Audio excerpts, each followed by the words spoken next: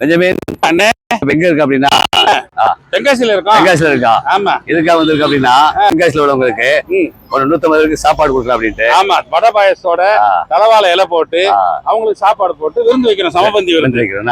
ஆமா ஆமா, ஒரு 150 பேருக்கு. ஆமா. இது மூலமான இயேசு சம்மாத ட்ரஸ்ட் மூலமா தொழில் பண்ணிட்டு அதுல வருமானமா செஞ்சுக்கிட்டு இருக்கேன். சரியா? இல்லையே, அப்படி சொல்லலையே. என்ன சொன்னாங்க? நிறைய பேர் என்ன சொல்றாங்க, அவருக்கு வந்து வெளிநாட்டுல இருந்து பணம் வருது, நிறைய பேர் பணத்தை அள்ளி அள்ளி கொடுக்காங்க, அதனாலதான் அவர் செய்யறாரு அப்படின்னு சொல்றாங்க. அதுக்கு நீங்க என்ன வருஷம் சொல்ல போறீங்க? யார் சொல்றாங்கன்னா வேற இந்துஸ் மதவங்க இல்ல, கிறிஸ்தவங்க பொறாமையில சொல்றாங்க.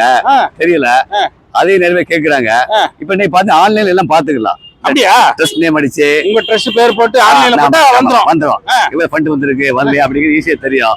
அப்படி யாராவது நிரூபிச்சிட்டாங்க அப்படின்னா அந்த ஃபண்ட் எல்லாம் பண்ணா அவங்களுக்கு மினிமம் 1 கோடி ரூபாய் கேஷ் கொடுக்கப்படும். அவங்க பாக்குறவங்க இந்த டெஸ்ட் மூலமா நான் பண்றேன், வெளிநாட்டு பணம் வருது அப்படின்னு நினைச்சீங்கன்னா நிரூபிச்சா கிடைக்கும். அதே மாதிரி கிறிஸ்தவங்களுக்கு ஒரு அன்பான வேண்டுகோள், தயவு செய்து இந்த மாதிரி பொய்யான இதை பரப்பாதீங்க. நீங்க எதை விதைக்கீங்களோ அது அறுவடை கிடைக்கும். இது வந்து என்னையோ இந்த டெஸ்ட் நேமே ஸ்பாயில் பண்ற மாதிரி பண்றதுல, இயேசு நேமே ஸ்பாயில் பண்ற மாதிரி அன்பான வேண்டுகோள். அதனால என்ன சொல்றோம்னா, இந்த வெளிநாட்டுல இருந்து பணம் வரல, இவருடைய சொந்த உழைப்பு, இவருடைய பிசினஸ்ல வருமானத்தை, ரியல் எஸ்டேட்ல வர வருமானத்தை வச்சு இவர் வந்து ஏழைகளுக்கு இந்த மாதிரி ஒவ்வொரு மாவட்டம் போய் துப்புரவு பணியாளர்களுக்கு உணவு கொடுத்துட்டு இருக்காங்க. ஆமா, கண்டிப்பா. கூட இருக்குது விஜயகுமார், ஆமா, சரவணகுமார். ஆமா, போலாம் அப்படியே. வாங்க போவோம். வாங்க வாங்க வாங்க.